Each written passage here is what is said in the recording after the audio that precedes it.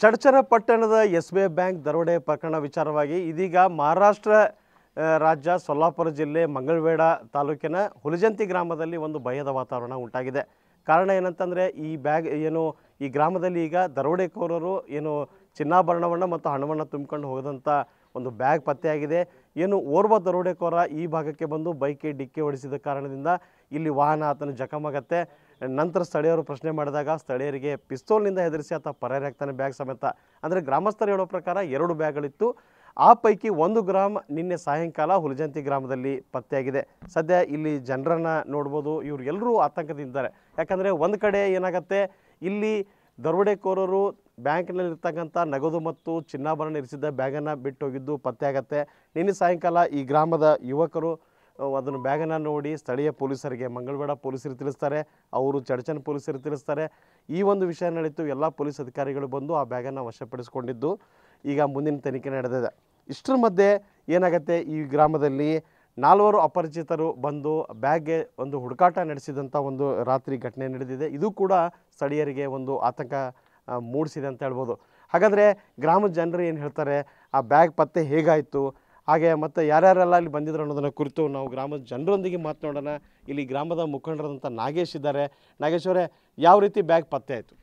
ನಮ್ಮ ನಿನ್ನೆ ಹುಡುಗ ಒಬ್ಬ ಮ್ಯಾಳ್ಗೆ ಮ್ಯಾಗ ಹೋಗಿದ್ರಿ. ಇಲ್ಲಿ ಮ್ಯಾಳ್ಗೆ ಮ್ಯಾಗಿಂದ ಅದು ಅವನಿಗೆ ಬ್ಯಾಗ್ ನೆದ್ರಿಗೆ ಬತ್ರಿ. ಆ್ಯಂಡ್ ಅದು ನೋಡಿಕಿಸಿದ ತಕ್ಷಣ ಇಲ್ಲಿ ಪೊಲೀಸ್ ಪಾಟೀಲ್ ತಿಳಿಸ್ದ. ಇನ್ನು ಪೊಲೀಸ್ ಪಾಟೀಲು ಎಲ್ಲ ನಾವು ಒಂದೇ ಈ ಥರ ಕೂತಿದ್ದೀವಿ ರೀ. ಅವ್ರಿಗೆ ಡೈರೆಕ್ಟ್ ಪೊಲೀಸ್ ಸ್ಟೇಷನ್ಗೆ ಫೋನ್ ಹಚ್ಚಿದೆವು. ಅವ್ರಿಗೆ ಹೇಳಿದೆವು ಹಿಂಗೆ ಇಲ್ಲಿ ಬ್ಯಾಗ್ ಸಿಕ್ಕದ, ಬ್ಯಾಗ್ ಕಾಣಿಸ್ಲತ್ತದ ಅಂತ. ಅವರು ಮತ್ತು ಎಲ್ಲ ಕರ್ನಾಟಕ ಪೊಲೀಸರಿಗೆ ಎಲ್ಲ ಕಾಂಟ್ಯಾಕ್ಟ್ ಮಾಡಿ ಅವ್ರ SP ಎಲ್ಲ ಇಲ್ಲಿ ಬಂದಿರಿ. SP ಎಲ್ಲ ಇಲ್ಲಿ ಬಂದು ಇದು ಬ್ಯಾಗ್ ಎಲ್ಲ ಹ್ಯಾಂಡ್ ಓವರ್ ಮಾಡ್ಕೊಂಡು ಬ್ಯಾಗ್ ಹ್ಯಾಂಡ್ ಓವರ್ ಮಾಡ್ಕೊಂಡು ಇದು ನಾಗೇಶ್ವರ್ ಮತ್ತು ಇದರಾಚೆ ಬ್ಯಾಗ್ ಸಿಕ್ಕಿದ್ದ ಬಳಿಕ ದರೋಡೆಕೋರರು ಮತ್ತೆ 4 ಜನ ಬಂದಿದ್ದಾರೆ ಅನ್ನೋ ಒಂದು ಆರೋಪ ಇದೆ, ಒಂದು ಶಂಕೆ ಇದೆ. ಕಾರಣ ಏನಂತಂದರೆ ದರೋಡೆಕೋರರು ಇಲ್ಲಿಂದ ಓಡಿ ಹೋಗಬೇಕಾದ್ರೆ ಒಂದು ಬ್ಯಾಗನ್ನು ಇದೇ ಒಂದು ಶೆಡ್ಡಿನ ಮೇಲೆ ಎಸೆದು ಹೋಗಿದ್ದ, ಅದನ್ನು ಹುಡುಕಾಟಕ್ಕೆ ಬಂದಿದ್ದರು, ಮತ್ತೆ ಬೇರೆ ವಿಷಯಕ್ಕೆ ಬಂದಿದ್ದರು ಅನ್ನೋದು ಇನ್ನೂ ಸ್ಪಷ್ಟವಾಗಿಲ್ಲ. ಆದರೆ ಗ್ರಾಮದ ಜನರು ಹೇಳೋದು ಏನಂತಂದರೆ, ಚಿನ್ನಾಭರಣ ಮತ್ತು ನಗದನ್ನು ತುಂಬಿಕೊಂಡಂಥ ಬ್ಯಾಗ್ ಇಲ್ಲಿ ಎಸೆದೋಗಿದ್ದ, ಅದನ್ನು ತೆಗೆದುಕೊಂಡು ಹೋಗೋಕ್ಕೆ 4 ಜನರು ಬಂದಿದ್ದರು. ಇದು ನಮಗೆ ಆತಂಕವನ್ನು ಮೂಡಿಸಿದೆ ಅಂತ ಹೇಳ್ತಾರೆ. ಆ ಕುರಿತು ಗ್ರಾಮದ ಮುಖಂಡರು ಏನು ಹೇಳ್ತಾರೆ ಕೇಳೋಣ. ಯಾರು ಬಂದಿದ್ರು? ರಾತ್ರಿಯಾಗ 4 ಮಂದಿ ಬಂದಿರಿ. ಮತ್ತು 3 ದಿನ ಸಾರ್ಕೆ ರಾತ್ರಿಗೆ ಬರ್ತಾರೆ. ರಾತ್ರಿ 10 12 ರಾತ್ರಿ 3 4 ಯಾವ ಟೈಮಿಗೆ ಬರ್ತಾರೆ ಅವರು. ಬರ್ರಿ ರೇಖೆ ಮಾಡ್ಲತ್ರಿ. ಅವ್ರದ್ದು 2 ಬ್ಯಾಗ್ ತೊಗೊಂಡು ಹೋಗಿದ್ದ, ಒಂದು ಬ್ಯಾಗ್ ಸಿಕ್ಕದ ಫಕಸ್ತ್.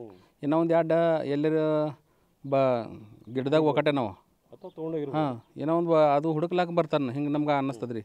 ಎಲ್ಲ ಮಂದಿ ಎಲ್ಲ ಭಯಭೀತ ಆಗ್ಯದ. ಈಗ 6ಕ್ಕೆ ಮುಕ್ಕಲತ್ತವ ಮಂದಿ ಬಾಗಲ ಮುಚ್ಕೊಂಡು.